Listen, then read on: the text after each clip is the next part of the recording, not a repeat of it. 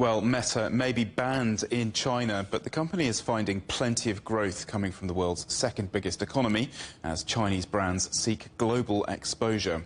Revenue from China has steadily increased. In 2022, it contributed 6%, while last year, China accounted for 10% of Meta's total revenue of $134 billion.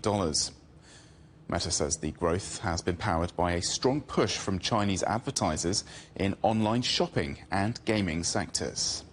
Dan Ives, Managing Director and Senior Tech Analyst covering the technology sector at Wedbush Securities. Welcome back to the show, Dan.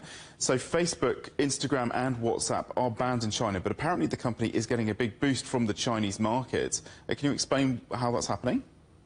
I mean, they're in a massive position of strength now because of digital advertising and the active user base.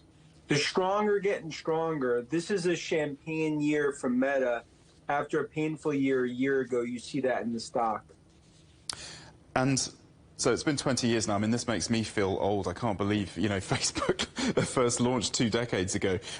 It's been a bit of a roller coaster, to say the least. What do you think the pivotal moments in Facebook's history, now Meta, of course? Of course, we had the acquisition in 2012 of Instagram and then WhatsApp in 2014. Both of those must have been game-changing.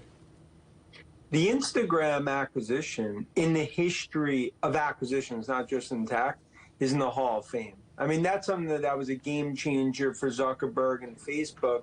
Of course, WhatsApp, but they're just in a massive position of strength. And then also the pivot away from Meta in terms of the metaverse toward the year of efficiency.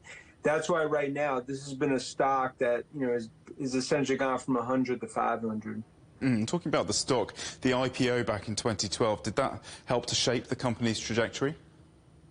I mean, it started not just the change what we saw with Facebook, but I think technology from a developer perspective gave them the capital, the meteoric launch that we've seen of Facebook since. The rest is history. And they didn't just sit there. They've been able to just continue to acquire, and Zuckerberg has really grown and matured. And I think we've seen that over the last few years, even in terms of some of these things that he's had to go through in terms of the Beltway. Let's talk about the regulators who've been, circling around the company for quite some time now. Massive pressure on social media platforms, especially in Europe. Major internet regulations coming into force in the European Union and the UK. How do you see Meta navigating these regulatory challenges? I think it's a tightrope. A lot of it just comes down to data from an advertising perspective.